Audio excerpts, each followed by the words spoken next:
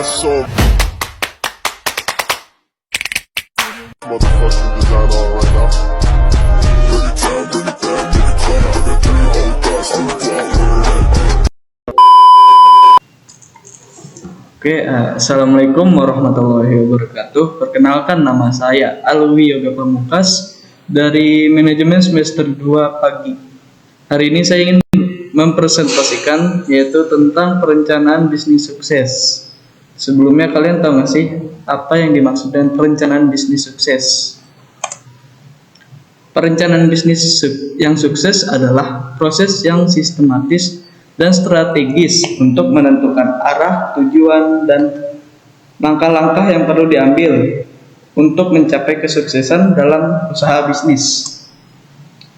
Selanjutnya itu ada manfaat perencanaan bisnis yang sukses. Itu ada 6 macam. Yang pertama ada arah dan fokus yang jelas. Terus yang kedua ada pengelolaan risiko yang lebih baik. Yang ketiga ada pengambilan keputusan yang lebih baik. Yang keempat ada efisiensi operasional yang meningkat. Yang kelima ada peningkatan kemampuan untuk menarik investasi. Yang keenam ada pertumbuhan dan pengembangan bisnis yang lebih cepat. Selanjutnya ada komponen perencanaan bisnis. Yang pertama yaitu ada visi dan misi. Visi dan misi yaitu gambaran tentang apa yang ingin dicapai oleh para bisnis dalam jangka panjang, visi dan alasan keberadaan bisnis tersebut serta nilai yang dipegang seperti visi dan misi yang memberikan arah dan tujuan bagi seluruh kegiatan bisnis. Yang kedua ada analisis pasar. Analisis pasar yaitu melibatkan penelitian dan pemahaman tentang pasar termasuk segmentasi pasar, analisis pesaing dan industri dan kebutuhan serta keinginan konsumen. Analisis ini membantu dalam mengidentifikasi peluang dan ancaman yang ada di pasar. Selanjutnya itu ada penetapan tujuan, yaitu menetapkan tujuan jangka pendek dan jangka panjang yang spesifik, terukur, dapat dicapai, relevan dan berbatas waktu. Tujuan ini harus selaras dengan visi dan misi perusahaan. Selanjutnya itu ada strategi operasional, yaitu mengembangkan rencana secara rinci tentang bagaimana bisnis akan beroperasi untuk mencapai tujuan yang telah ditetapkan. Ini mencakup strategi pemasaran, produksi, distribusi, dan layanan pelanggan. Selanjutnya yaitu ada pengelolaan sumber daya, yaitu mengidentifikasi dan mengalokasikan sumber daya yang dibutuhkan, termasuk sumber daya manusia, sumber daya keuangan, dan teknologi. Pengelolaan sumber daya efektif adalah kunci untuk menjalankan strategi bisnis dengan sukses.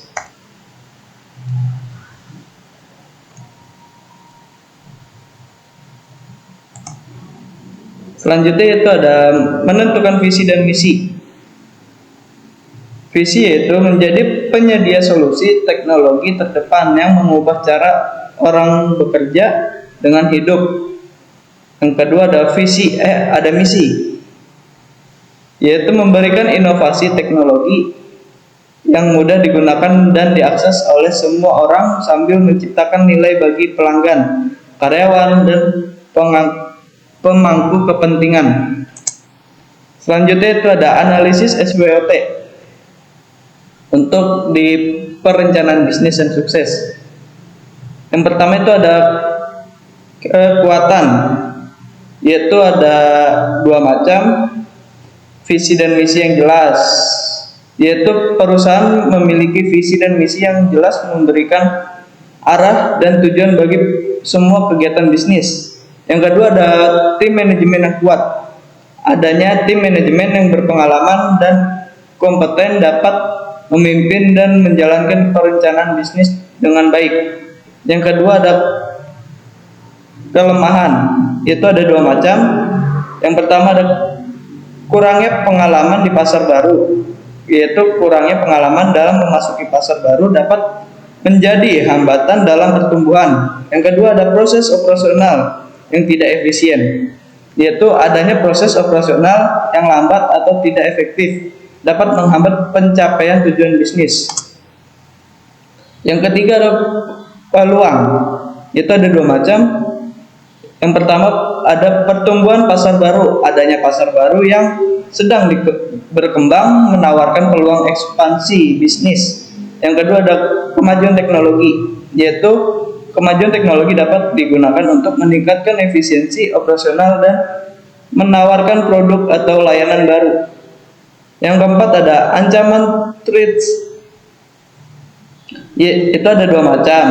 Yang pertama ada persaingan yang ketat, yaitu persaingan yang intens di pasar dapat mengancam pangsa pasar dan profitabilitas bisnis.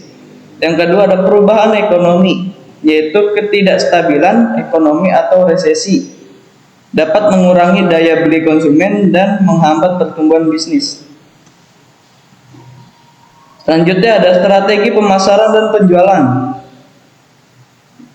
Strategi pemasaran ada dua macam, yaitu satu marketing mix, yang kedua ada digital marketing mix.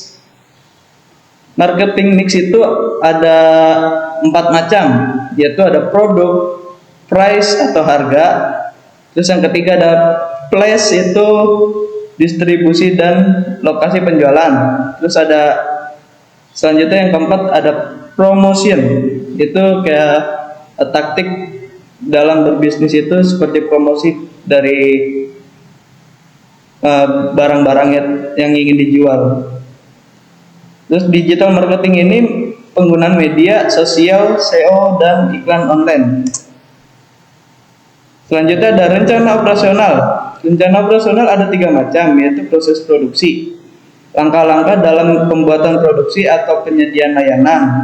Yang kedua ada manajemen rantai pasokan, yaitu pengelolaan sumber daya bahan baku hingga pengiriman produk jadi. Yang keempat ada kontrol kualitas sistem untuk memastikan produk memenuhi standar kualitas. Selanjutnya ada rencana keuangan.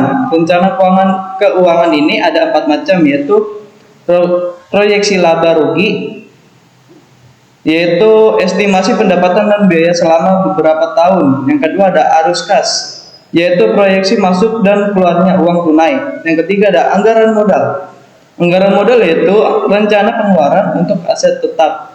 Yang keempat ada sumber daya pendanaan, yaitu identifikasi sumber dana seperti investor, seperti pinjaman atau modal pribadi. Oke, ini ada kesimpulan dari presentasi saya, yaitu kesimpulan dari perencanaan bisnis yang sukses menekankan pentingnya integritas dalam implementasi rencana, konsistensi dalam pencapaian tujuan, dan kemampuan untuk beradaptasi dengan perubahan. Dengan memperhatikan aspek-aspek ini, sebuah bisnis memiliki peluang yang lebih baik untuk mencapai keberhasilan jangka panjang. Oke, sekian presentasi dari saya. Kurang lebihnya mohon maaf. Wassalamualaikum warahmatullahi wabarakatuh.